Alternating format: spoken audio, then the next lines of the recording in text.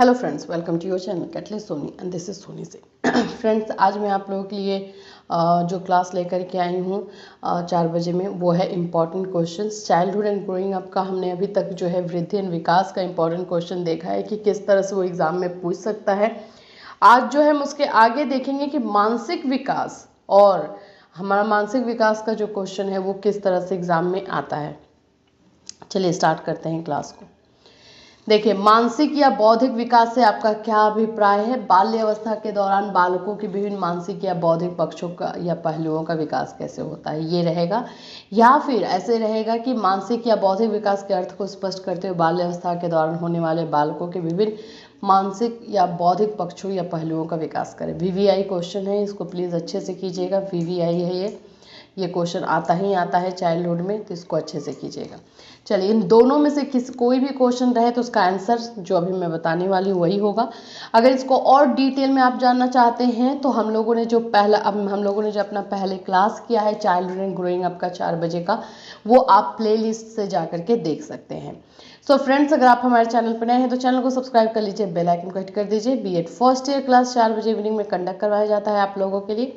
चलिए, अब हम देखेंगे। सबसे पहले तो हमें मानसिक एंड या फिर बौद्धिक विकास का मीनिंग देखना पड़ेगा, अर्थ क्या होता है। तो देखिए, मैं आपको एक बात बता दूं, मानसिक या फिर बौद्धिक या फिर इसको संज्ञानात्मक भी देता है। इन दोनों का जो है एक और नाम संज्ञानात्मक विकास करके भी दे देगा, तो ये इसका आंसर सेम होगा। तीनों जो है सिनोनिम है, एक दूसरे के ही सिनोनिम है। तो इसमें होता क्या है कि मानसिक पक्ष यानी कि दिमागी तौर पे जो आप बोली तो डिसीजन लेना हो या फिर योग्यताएं हो, मानसिक दिमागी तौर वाली जो योग्यताएं होती हैं, जो क्षमताएं होती हैं, वो जो है मानसिक विकास कहलाता है या बौद्धिक विकास कहलाता है। मानसिक अथवा बौद्धिक विकास से तात्पर्य व्यक्ति के उन सभी मानसिक योग्यताओं और क्षमताओं में वृद्धि और विकास से है जिसके परिणाम स्वरूप व्यक्ति बदलते हुए परिवेश के साथ ठीक प्रकार समायोजन करता है और समस्त कठिनाइयों का हल ढूंढने में अपनी मानसिक शक्तियों का समर्थ पाता है। मतलब कि अपनी ही समस्या का खुद ही समाधान कर लेना, एडजस्टमेंट करना, ये सारी चीज़ें जो है मानसिक तौर पे होती हैं। जो भी क्रियाएं मानसिक तौर पर होती हैं वो मानसिक, और हम उसे अगर सॉल्व कर पाते हैं तो उसको हम लोग मानसिक विकास कहते हैं। जन्म के साथ बच्चे का केवल शरीर ही होता है, उसे शरीर में अर्थहीन भावनाएं होती हैं, लेकिन समय के साथ साथ धीरे धीरे उसमें परिवर्तन आते हैं और उन्हीं परिवर्तनों को मानसिक विकास कहा जाता है। चलिए, लॉक ने क्या बोला है? लॉक ने जन्म के समय बच्चे के मस्तिष्क को एक कोरी स्लेट, यानी कि कोरी स्लेट को हम टेबुला रासा बोलते हैं, टेबुला रासा का नाम दिया है। इनके अनुसार जब बच्चे का जन्म होता है तो उसका मस्तिष्क जो है पूरा ब्लैंक रहता है, कोरा रहता है, और अनुभव द्वारा ही मस्तिष्क में विचारों और अर्थ की उत्पत्ति होती है। प्रथम अनुभव किसी अर्थ के बिना होता है, परंतु किसी अनुभव को दोहराते रहने से वो अनुभव मस्तिष्क के लिए महत्वपूर्ण बन जाते हैं। ये अनुभव महत्वपूर्ण तभी बनते हैं जब विचार यानी आइडियाज, स्मृति यानी मेमोरीज, और संवेगात्मक दृष्टि यानी कि इमोशनल एटीट्यूड्स में संबंध स्थापित हो। किन किन चीज़ों में? देखिए, सबसे पहले तो आइडिया, दूसरा है मेमोरी, और तीसरा हमारा जो है इमोशनल एटीट्यूड, EA। इन तीनों में जब संबंध बनता है तब जाकर के जो है वो मानसिक विकास होता है। मतलब कोई भी आइडिया आपके दिमाग में आया, उससे फिर आपकी मेमोरी में गया, उससे वो जो है आपके इमोशन से अटैच हुआ। वो इमोशन हो सकता है गुस्से से लेकर के हो, सैडनेस से लेकर के हो, किसी भी तरीके से उस इमोशन से अटैच हुआ तो मानसिक विकास के अंतर्गत आता है। बाल्यावस्था के दौरान विभिन्न मानसिक या बौद्धिक पक्षों का विकास। अब किस किस तरह के पक्षों का विकास होता है देखिए, ये क्वेश्चन बाल्यावस्था के दौरान आया है। यहाँ पे ये क्वेश्चन या तो बाल्यावस्था या तो किशोरावस्था करके आता है, लेकिन ये क्वेश्चन आता है VVI क्वेश्चन, मैं बता रही हूँ उसको, तो प्लीज अच्छे से कीजिएगा। मानसिक विकास में विभिन्न प्रकार प्रक्रियाओं का समावेश होता है। इन प्रक्रियाओं द्वारा बच्चा विभिन्न मानसिक क्षेत्रों में समय के साथ साथ धीरे धीरे विकसित होता है। तो देखिए, ये है हमारा मेंटल प्रोसेस। इसमें बहुत सारी क्रियाएं हैं। सबसे पहला क्रिया जो है हमारा ये है संवेदन एंड प्रत्यक्षीकरण, सेंसेशन एंड परसेप्शन। ये क्या होता है? देखिए, कोई भी चीज को हम जब देखते हैं ना तो हमारा एक सेंसेशन होता है, ठीक है। हम उसको जो है अपने ज्ञानेंद्रियों द्वारा जो संदेश प्राप्त करते हैं वो हम आगे बढ़ाते हैं। लेकिन बालक की प्रत्यक्ष ज्ञान योग्यता यानी कि परसेप्चुअल एबिलिटी की संवेदन क्षमता में वृद्धि होने से बढ़ती है। और संवेदन क्षमता यानी सेंसेशन उसकी ज्ञानेंद्रिय अर्थात कान, नाक, जीभ आदि के विकास द्वारा बढ़ती है। देखिए, जैसे ही आपने कोई चीज देखा तो आपके अंदर सेंसेशन हुआ। क्या हुआ? सेंसेशन यानी संवेदन, ठीक है। संवेदना हुई कि अच्छा ये क्या है, या कुछ भी तरह का, ठीक है, उसके बारे में। वो चीजें जो है आप उसको परसेप्चुअल में लोगे, क्या प्रत्यक्षीकरण में लोगे। तो ये आप पहला स्टेज जो हमारा सेंसेशन का होगा, फिर हम इसको परसेप्चुअल में देते हैं, ठीक है। आइए देखते हैं परसेप्चुअल क्या है। तो जीवन के प्रथम वर्षों में प्रत्यक्षीकरण का विकास ही अत्यधिक होता है। प्रारंभ में तो बच्चे की संवेदन क्षमता और प्रत्यक्षीकरण अविकसित होती है। साधारण भाषा में हम कह सकते हैं कि प्रारंभ में बच्चों में वस्तुओं को पहचानना या अर्थ जानने का योग्यता विकसित नहीं होती। प्रत्यक्षीकरण और संवेदन का आपस में गहरा संबंध है, क्योंकि सबसे पहले संवेदन द्वारा ही ज्ञानेंद्रियां हमें सूचना देती है।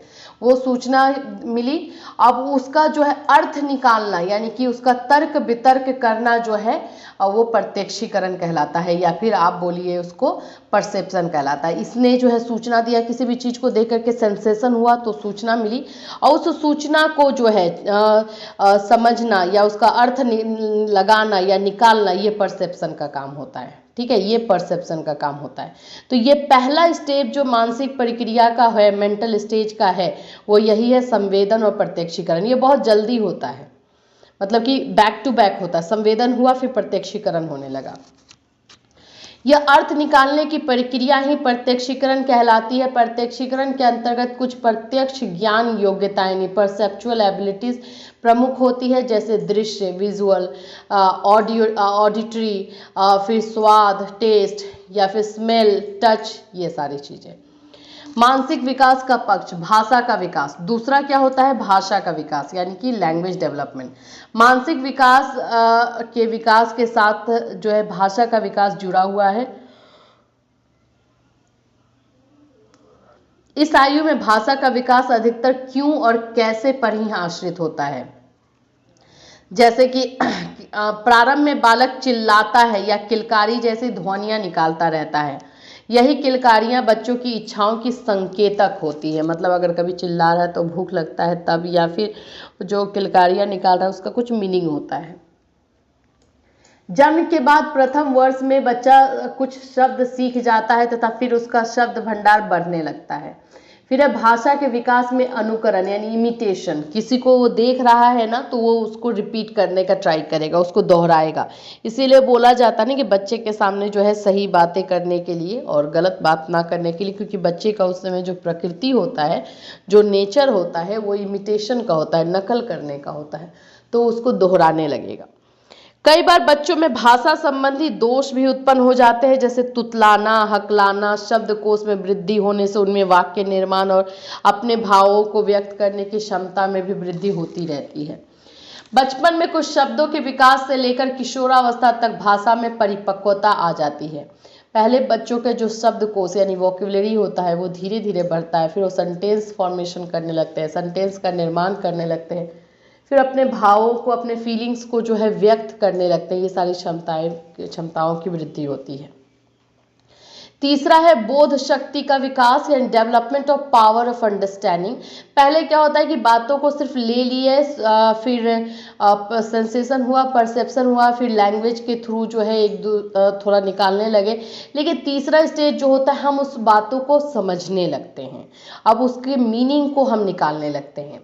तो इसमें क्या होती है, स्वयं की धारणा या प्रत्यय, सेल्फ कॉन्सेप्ट। जब बच्चा यह समझने लगे कि उसका किन किन चीजों से संबंध है, तो इसका अर्थ है कि वह स्वयं की धारणा व प्रत्यय प्रस्तुत कर रहा है। उसे भूख प्यास लगती है और वह खाना और पानी मांगता है, वह अपने कपड़े मांगता है, वो अपने उन खिलौनों को मांगता है जिन्हें उसे दूर छुपाकर रख दिया गया होता है। तो ये 2 से 3 वर्ष की आयु में होती है, यानी कि सेल्फ कॉन्सेप्ट बच्चे में डेवलप होता है, समझने का जिसको हम बोलते हैं। दूसरा होता है समय की धारणा या प्रत्यय, टाइम कॉन्सेप्ट। ये 4 से 5 वर्ष की आयु में होता है। बच्चा 2-3 दिन पहले हुई घटना को जोड़ने का प्रयास करता है, मतलब जो चीजें पहले उसके साथ हुई है उसको रिकॉल करता है और आज की घटनाओं से जोड़ने लगता है। ये 4 से 5 साल में होता है। तीसरा है स्थान की धारणा या संप्रत्यय, अब स्पेस कॉन्सेप्ट, अब जगह को भी पहचानने लगता है। जब बालक यह समझना शुरू कर दे कि किसी वस्तु को कहाँ रखना या उसे कहाँ बैठना या कहीं नहीं बैठना है, कहाँ नहीं बैठना है, तब उसका अर्थ है कि उसमें स्थान संबंधी धारणा विकसित हो रही है। ये 2 से 3 वर्ष की आयु के बाद होने लगता है। चौथा है भार की धारणा या प्रत्यय, वेट कॉन्सेप्ट। आयु बढ़ने के साथ साथ बच्चों को यह स्पष्ट होने लगता है कि कौन सी चीज भारी और कौन सी हल्की है। 4-5 वर्ष की आयु तक बच्चा ये बताने लगता है कि वह क्या क्या नहीं उठा सकता। संख्याओं का प्रत्यय धारणा, यानी संख्याओं से रिलेटेड जो नॉलेज होता है, जो समझ होती है। शुरू में बच्चा संख्याओं में से अनभिज्ञ होता है, लेकिन 2 से 3 वर्ष की आयु तक अपनी उंगलियों को गिनने के योग्य हो जाता है। वह गिनने के प्रयास में गलती भी कर सकता है। इस प्रकार बच्चों में संख्याओं संबंधी धारणा का विकास होता है। फिर इसके बाद संबंध, जो अंडरस्टैंडिंग लेवल जो था, यानी बोध शक्ति का विकास जो था, ये हो गया। अब इसके बाद डी नंबर जो होता है वो आपका होगा तर्क शक्ति या निर्णय लेना, यानी power of reasoning and judgement, खुद से डिसीजन लेना। बच्चों में तर्क शक्ति और निर्णय लेने की शक्ति का संकेत हमें तब मिलता है जब अपने विचारों में अभिव्यक्ति स्पष्ट रूप से करने लगे। 2 वर्ष की आयु तक वह परवाह सहित बोलने लगता है। जब वह क्यों का प्रयोग अधिक करने लगता है तो उसका अर्थ है कि उसमें तर्क शक्ति का विकास हो चुका है। ई नंबर है ध्यान, कल्पना और स्मरण शक्ति का विकास। यह निश्चित रूप से नहीं कहा जा सकता कि बच्चे में ध्यान की शक्ति कब उत्पन्न होती है, लेकिन वह इस शक्ति का प्रदर्शन 1 से 2 वर्ष की आयु से करने लगता है। 4 से 5 वर्ष की आयु तक वह रंगीन खिलौने की ओर अधिक ध्यान देने लगता है, मतलब कलर से या फिर इमेजिनेशन से या ध्यान जो है उसका लगने लगता है।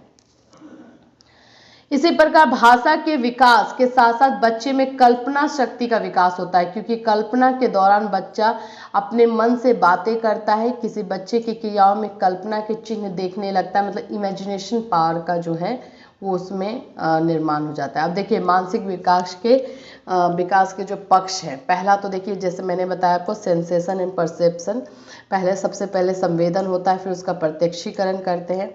फिर जो है बच्चे में भाषा का विकास होता है, लैंग्वेज का डेवलपमेंट होता है जो हमने किया। फिर बोध शक्ति यानी अंडरस्टैंडिंग लेवल आता है, ठीक है। अंडरस्टैंडिंग लेवल के बाद जो है उन लोगों में तर्क शक्ति या निर्णय लेने का आता है, डिसीजन मेकिंग होता है। फिर वो अपने ध्यान को लगाना या इमेजिनेशन पावर उनका होता है। फिर नैतिक धारणाएं उनकी या प्रत्यय बनता है, यानी कि मोरल वैल्यूज। इसमें जो है बोध शक्ति में जो है स्वयं का प्रत्यय होता है, सेल्फ कॉन्सेप्ट आता है, ये इसी का पार्ट है।